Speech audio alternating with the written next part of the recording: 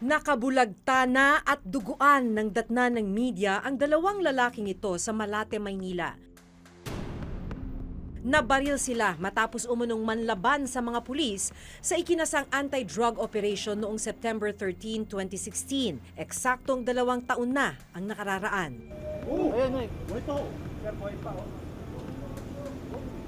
Maya-maya pa, biglang gumalaw ang isa sa mga lalaki.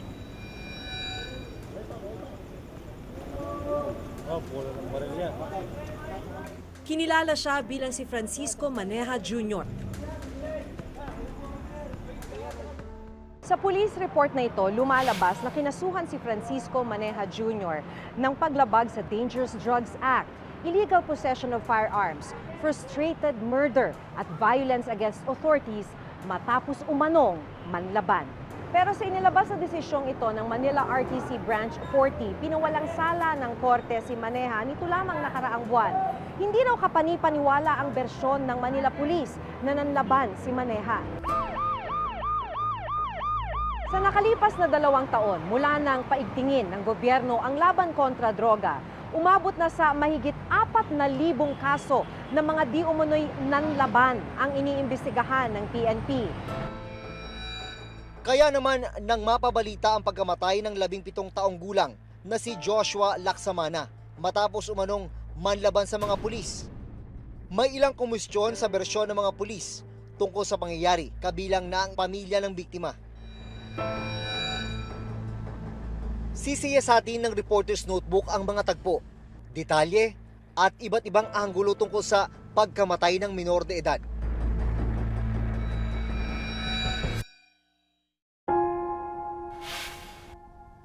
Tila isang bangungot para sa inang si Christine na sa isang iglap nawala ang anak na si Joshua, 17 taong gulang. Kwento niya gabi ng August 15 nang magpaalam sa kanya si Joshua. Aakyat raw siya ng Baguio City kasama ang mga kaibigan. Kasama niya sa Baguio ang mga kaibigang sina Julius, 15 taong gulang, at isa pang itatago namin sa pangalang Alex, 19 na taong gulang. Nagyaya yung Joshua pumuntang Baguio. Mag-isa-isakay sa mga truck. Sumakay kami dito sa direksyon ng papuntang Baguio. Pumunta kami ng stoplight. Tapos doon kami nakasakay ng truck. Doon sa La Union, may nakita kami naka-stop na truck doon. Yun yung sinakyan namin packet ng Baguio. Bandang 4:00 ng hapon, August 16, ayon kay Alex, nagdesisyon silang bumaba mula sa Baguio. Pababa na ng Baguio, mga nakarating kami ng season ulit. Tapos lakad kami pa Ordaneta.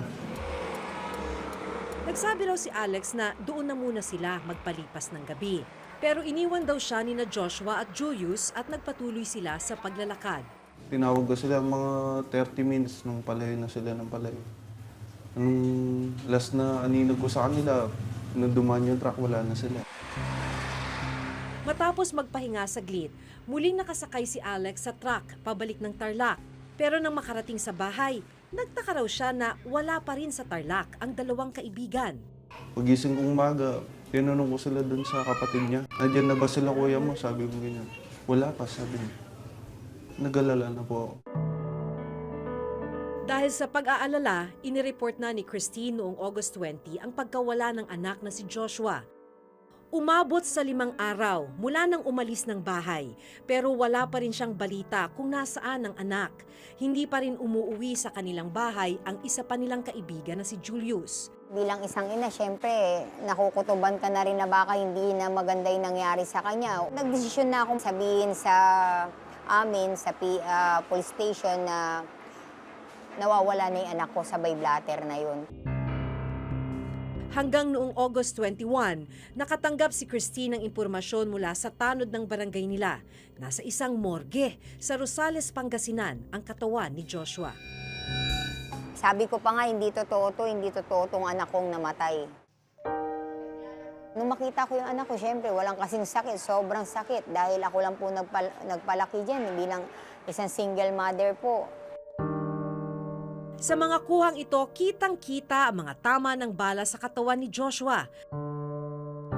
tatlong tama ng baril sa dibdib at isang tama ng baril sa kamay. Ano nga ba ang nangyari kay Joshua?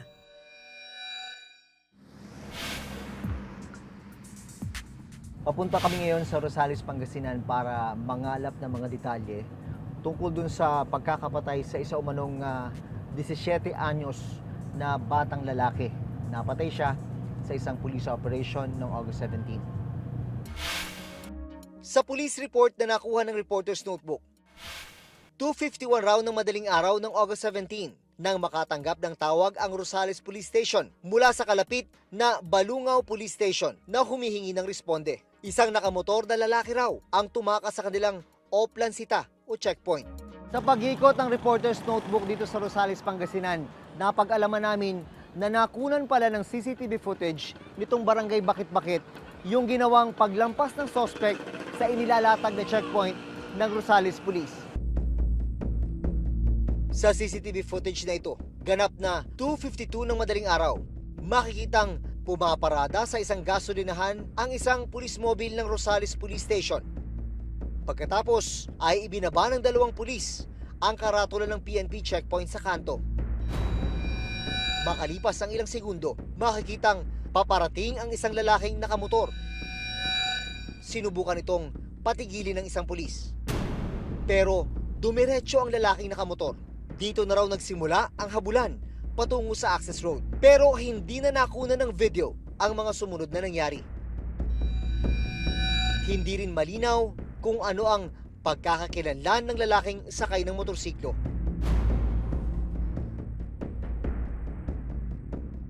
Sa spot report na ito ng Rosales Municipal Police Station, sa bahagi na ito ng T-Plus Access Road sa Barangay Acop, nangyari ang engkwentro noong alas 3:10 ng madaling araw noong August 17. Nawalan daw ng balanse yung isang suspect na nakasakay ng motorsiklo. Dito siya bumagsak. Dito na siya naabutan ng mga pulis na humahabol sa kanya. At base sa investigasyon ng PNP, una daw nagpaputok ng baril yung suspect. Gumanti naman ng putok yung mga humahabol sa kanya mga pulis. At dito, bumagsak ang suspect. Nasa 4 na kilometro ang layo ng crime scene mula sa checkpoint sa barangay Bakit-Bakit. Ang ipinagtataka ng kaanak ng napatay, bandang alas 4 ng hapon ng parehong araw, nag-post ng report ang PNP Region 1 PIO sa kanilang official Facebook account tungkol sa nangyaring insidente. Dito, pinangalanan na ang lalaki na si Joshua Laksamana, 18 years old, at residente ng Tarlac City. Sangkot rin daw si Joshua sa 4 na kaso ng robbery o pagnanakaw sa Pangasinan. Ang tanong ng pamilya, paano nagkaroon agad ng impormasyon ang PNP tungkol kay Joshua sa parehong araw kung kailan siya napatay? Gayong wala namang natagpuan na ID o anumang pagkakakilanlan sa kanyang katawan ayon mismo sa PNP. Ang National Union of People's Lawyers o NUPL ang may hawak ngayon sa kaso ni Joshua. Sa palagay namin, siya ay na-intercept, nakuha, na-pick up ng pulis. At eventually, tiniway, tinank you, tinokhang. Palagay namin na interview na siya ng pulis, nakausap na siya, at nagkaroon na ng pakilanlan. So, nalaman na nila yung pangalan na Joshua Laksamana. Tinungo namin ang Rosales PNP para kunin ang kanilang panig. Bago umabot sa puntong magkaputukan, ano ba nangyari? Nilampasan po yung oplansita. Yun po, nagkahabulan na tuloy-tuloy hanggang sa makarating po sila doon sa encounter site dito sa may barangay Acop. Itong suspect po natin ay medyo outbalance doon sa kanyang motor. Then tumumba po yung motor. So that's the time na naabutan nila itong in-identify po yung kanilang sarili as a police officer. Then sinabihan yung ating suspect na itaas ang kamay at sumuko. Pero hindi po ito ginawa ng ating suspect bagkus nagpapatok siya ng baril. Walang magagawa yung ating mga tropa o yung ating mga pulis kung hindi mag-retaliate para i-defend naman nila yung kanilang sarili. Hindi ba kita ng mga pulis na itsurang bata ito bago nagkaputukan o nung lumampas sa checkpoint? Madaling araw po nangyari yon. Hindi ko pwedeng sabihin na bata, ito. Hanggat walang patunay na 17 siya, ay still remain pa rin na question yung sa akin. Marapat na tawagin siyang suspect. Suspect Okay. po. Nakakuha kami ng kopya ng birth certificate ni Joshua. September 12, 2000 ang kanyang kapanganakan. Kumpirmadong minor de edad si Joshua nang mapatay siya noong August 17. Ang paliwanag po sa akin ng pulis, nanlaban yung anak ko, may barel. Halos biningi ko na yung tenga ko kasi lahat ng sinabi niya walang katotohanan eh. Magkaiba rin ang bilang ng kaso kung saan isinasangkot si Joshua sa unang report. 4 na kaso ng robbery ang di umano'y kinasangkutan ng binatilyo. Pero sa aming panayam sa PNP, sa isang kaso lang ng pagnanakaw sa isang gasolinahan, sangkot si Joshua. Mayroon po tayong isang naka-identify po sa kanya, no? Na ito po ay isang witness po natin sa isang robbery incident. So dito, positive na in-identify niya na itong suspect natin na na-encounter natin ay isa siya doon sa nagsagawa ng robbery incident sa Rosales. Pinasok nila yung isang gasolinahan at ninakawan. Kung titingnan sa police report ng Rosales PNP, unidentified ang mga suspect na sangkot sa pagnanakaw sa gasolinahan. Pinangalanan lang si Joshua matapos umano siyang kilalanin ng isang saksi sa pagnanakaw na dinala nila sa morgue kung nasaan ang bangkay ng binatilyo. Pinuntahan ng reporter's notebook ang gasolinahan na sinasabi ng Rosales PNP na nagkumpirma raw na sangkot si Joshua sa pagnanakaw. Kinuha na po nila yung generator, saka po nila itinakbo. Totoo raw na may pagnanakaw sa kanila noong June 18. May sasakyan po kasi sila na van po nun. Ewan ko lang po kung ilan po yung karga ng van. Pero yung pumunta po dito, 2 po sila. Dalawa. Papakita ko po yung picture. Ito po ba yun? Hindi po namin alam ma'am kasi po may takip po yung ano nila eh. May takip yung mukha. Opo. Ito. Kahit po sa CCTV, hindi po sila Hindi makita. Opo. Ayon sa ina ng biktima, hindi raw marunong magmotor si Joshua at wala silang kahit anong motor. Marami magpapatunay na ang anak ko hindi marunong magmotor. Hindi lang siguro nila alam na itong anak nila o itong kamag-anak nila ay gumagamit ng motor. Ipinakita sa amin ng Rosales Police ang motor na ginamit umano ng suspect. Pero wala itong plaka. Yung po bang sasakyan niya ay saan na nakuha? Yan po yung hindi ko masasagot, sir, ano, kung saan galing yung motor na ginagamit niya. Ano po mga na-recover doon? Mayroon silang na-recover na isang caliber 45, may magazine, may bala, mayroong mga fired cartridge cases ng caliber 9mm at saka caliber 45. I-sinubject ba siya sa test, gunpowder test? Opo sir, sinubject siya doon sa paraffin test. Pero wala pa pong result yung examination. Pinanindigan ng Rosales PNP na may nakitang isang sachet ng hininalang shabu sa tabi ng binatilyo matapos ang inkwentro. Hindi natin pwedeng sabihin kung ano yung laman na yon hanggat wala pa yung result ng examination ng crime lab. Nirelieve at nireassign na ang 4 na pulis sa Lingayen Provincial Police na sangkot sa pagkakapatay sa binatilyo habang patuloy na iniimbestigahan ang nangyaring insidente. Wala pang kaso na naisampa laban sa kanila. Sa medical legal report na nakuha namin, lumalabas na 4 na tama ng bala ang tinamo ni Joshua. Isang bala na tumagos sa kanyang kaliwang baga, isang bala na tumagos sa kanyang kanang baga, isa pang bala na tumama sa kanyang diaphragm at atay, at isang bala na tumama sa kanyang kanang braso. Sa pulis, ang kailangan mo kasing gawin kapag may isang tao, may hinuhuli ka o kaya meron kang suspect, kailangan mo siyang makuha alive eh. That's the first rule. Yung tinatawag nila na fatal wounds o kaya talagang lethal force, gagamitin mo na lang yan kung ikaw mismo ay mamamatay na. Mataas yung suspect po natin. Siguro naman sir, kahit na kayo, kung pinutukan ka ng baril, ano po yung unang-unang pupunta sa isip mo? Di ba kung paano ka magre-retaliate, kung paano ka magko-cover? Sa lahat ng pangyayaring ito, isang palaisipan ang hindi pa rin nasasagot. Nasaan ang 15 taong gulang na si Julius Sebastian na sinasabing huling kasama ni Joshua? Hanggang ngayon, wala pa rin daw impormasyon ang pamilya at pulisya kung nasaan ang bata. Duguan din sa kabilang kalye si Francisco Maneja Jr. Pero maya-maya pa, biglang gumalaw ang paa ni Maneja.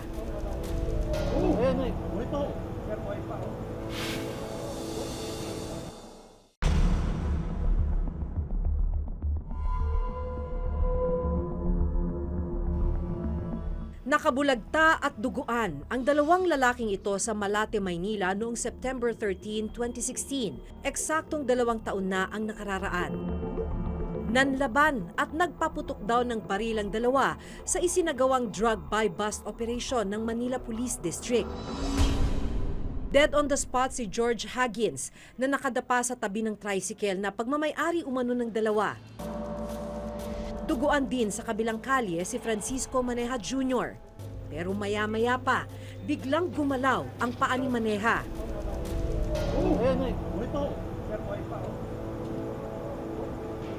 Ilang sandali pa, umupo ito at nagtaas ng kamay.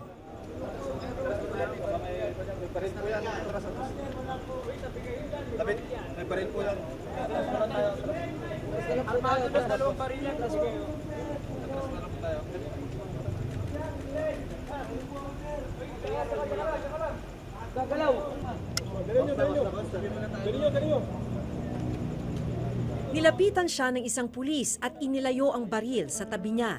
Agad siyang itinakbo sa ospital ng Maynila. Nagtamo siya ng tama ng baril sa kanyang 2 kamay. Ayon sa mga otoridad, mga backup na pulis ang nakamotor na tinutukoy ni Maneja na bumaril sa kanya. Nakatunog po yung pusher.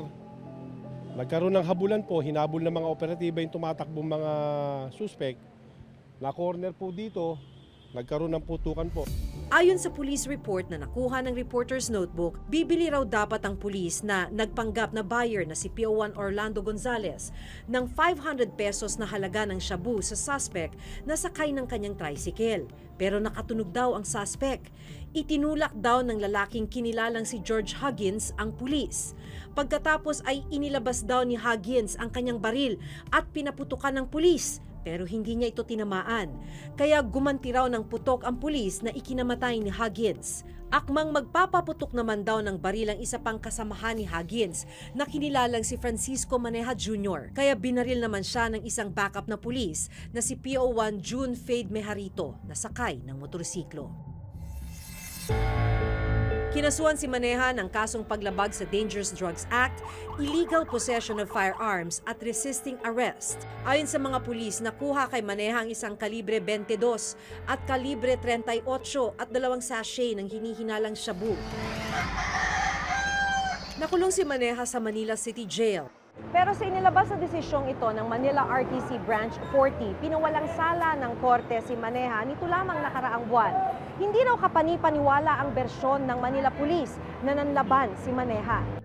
Sa kwento ni Maneja, bandang alas 12 ng tanghali ng September 12, 2016, sumakay ang isang nagpanggap na pasahero sa kanyang pinapasadang tricycle. Bibili daw ng bigas sa isang supermarket ang pasahero, pero pinadaan muna nito si Maneja sa Police Station 9. Doon na siya hinarang umano ng isang grupo ng kalalakihan na lumabas na mga pulis pala.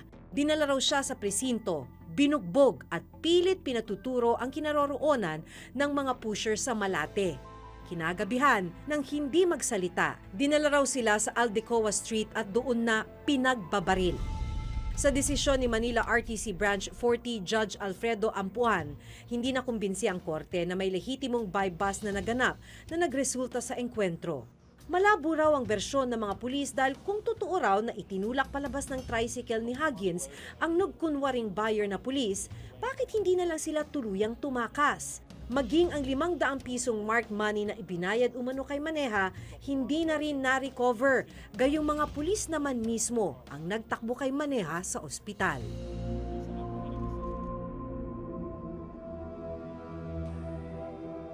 Nakalaya na si Maneja nitong August 7.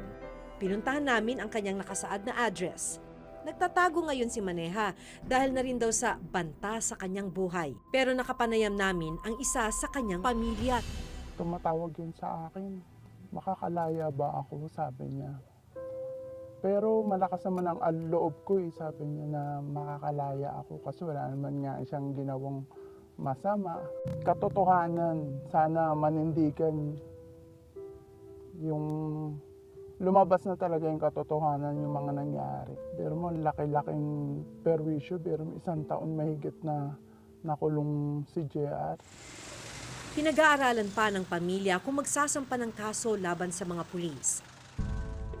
Samantala, na-relieve na sa pwesto at inilipat sa ibang istasyon ng mga pulis ng Manila Police District o MPD na sangkot sa pagbaril kina Maneja. Yung stand ng natin dyan ng police, they are still looking for legal remedies dun sa action natin. So, of course, the stand for yung kanilang action dun sa operation, and they are looking to appeal the decision of the Regional Trial Court or other matter concerning doon sa naging decision ng But we welcome the decision.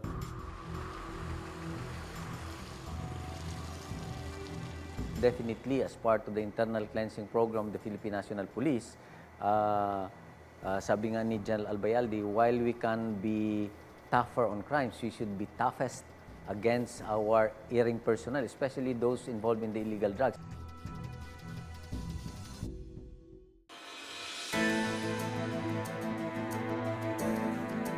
Base na rin sa datos ng PNP, mahigit 50 pulis na ang na-dismiss at natanggal sa pwesto dahil sa paglabag sa kanilang rules of engagement sa mga lehitimong operasyon.